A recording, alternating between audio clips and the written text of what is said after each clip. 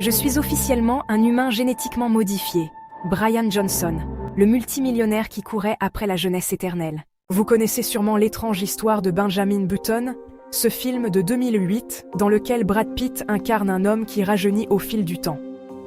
C'est aussi devenu l'objectif d'un multimillionnaire. Son nom, Brian Johnson. Depuis sa villa contemporaine de Californie, cet Américain de 47 ans met son immense fortune et son corps à rude épreuve pour retrouver le visage et la forme de ses 18 ans. Ou plus précisément, les traits de Talmage, l'aîné de ses 3 enfants. Le seul qui lui adresse encore la parole aujourd'hui. Il y a encore 10 ans, Brian Johnson incarnait le rêve américain. Un homme d'affaires richissime, après la revente de sa société de paiement en ligne, Braintree Venmo, à PayPal, pour 800 millions de dollars, marié à sa première petite amie, père de 2 garçons et d'une fille, fervent pratiquant. Le genre d'entrepreneur de la tech qui séduit tant aux États-Unis. Pourtant, Brian Johnson n'est pas heureux. Il s'épuise au travail et souffre de dépression chronique. À l'époque de Braintree Venmo, j'avais un pied dans la tombe. Lâche-t-il dans le documentaire Don't Die. L'homme qui voulait être éternel, disponible sur Netflix depuis le 1er janvier. C'était la norme qu'un entrepreneur passe plusieurs jours sans dormir. Cela suscitait même l'admiration. On trouvait cela formidable. Maintenant, je trouve que c'est absurde. Mal dans sa peau, mal dans son couple, mal dans sa vie, il finit par tout balayer d'un revers de main. Il quitte la religion mormone dans laquelle il a été élevé et divorce de son épouse. Depuis, il est en froid avec la mère de ses enfants, et 2 d'entre eux ont rompu le contact avec lui. Mais la nouvelle vie de Brian Johnson démarre aussi dès 2021 avec l'aventure Blueprint. L'objectif ? Inverser le processus de vieillissement et gagner des années, en apparence, mais aussi physiologiquement. Pour toucher du doigt cet effet Benjamin Button, Brian Johnson ne lésine ni sur les moyens ni sur les efforts. Chaque jour, il suit scrupuleusement le protocole de longévité mis au point par un certain Dr Oliver Zollman. Franchement, c'est une routine bien huilée qui a de quoi donner le vertige. Presque une centaine de pilules avalées par jour. Un régime alimentaire réduit à de simples bouillies, des légumes et quelques noix.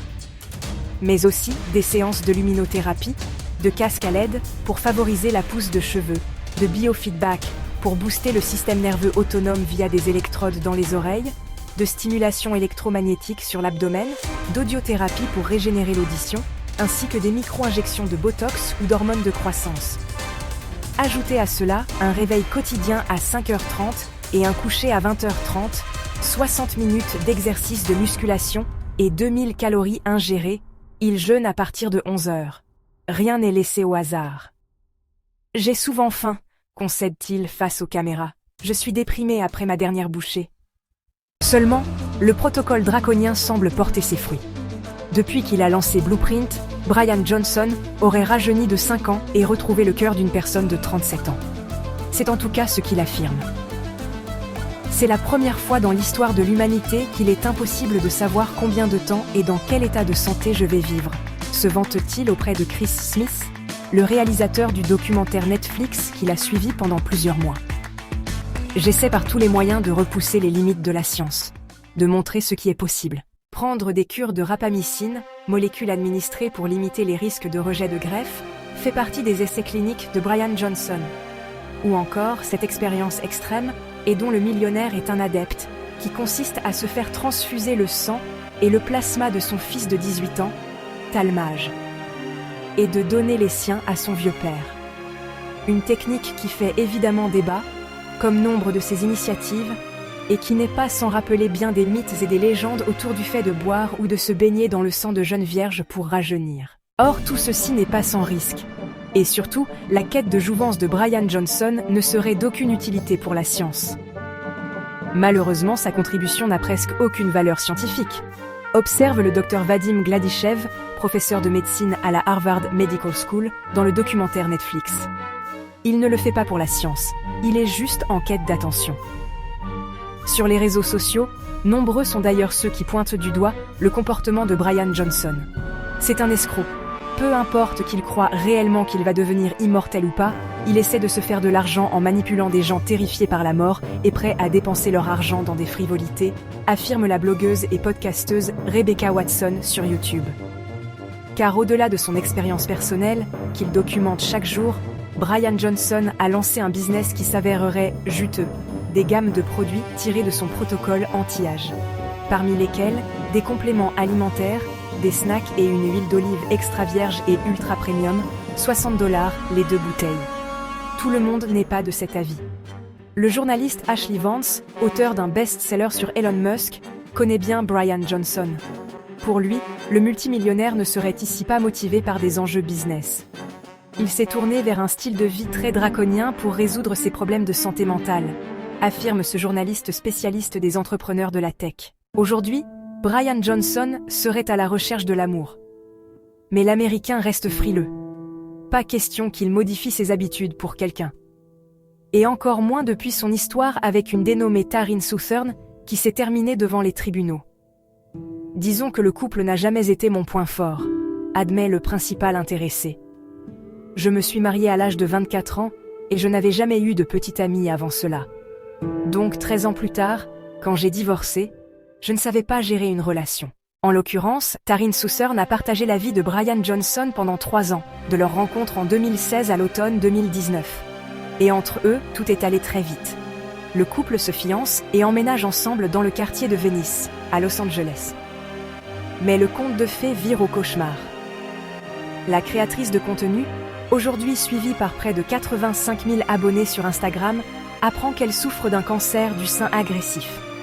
Pour se soigner, elle suit une chimiothérapie et une radiothérapie quand soudain, son fiancé la quitte, tout en lui assurant à plusieurs reprises d'arrêter de s'inquiéter de l'argent et en promettant de prendre soin d'elle pour le reste de sa vie. En échange d'un accord de confidentialité, lit-on dans une plainte, déposée auprès de la Cour supérieure de Californie et relayée par People. Bien qu'elle n'ait plus de revenus stables pour payer ses factures médicales, Taryn Southern a refusé et a, à la place, réclamé à son ex-compagnon 9 millions de dollars de dommages et intérêts pour détresse émotionnelle et pertes financières.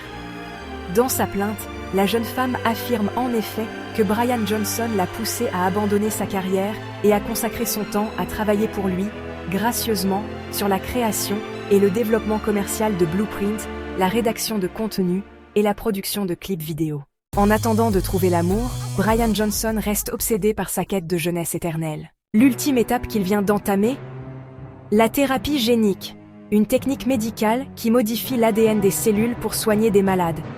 L'entrepreneur l'a, quant à lui, expérimenté pour augmenter sa masse musculaire et repousser son âge biologique.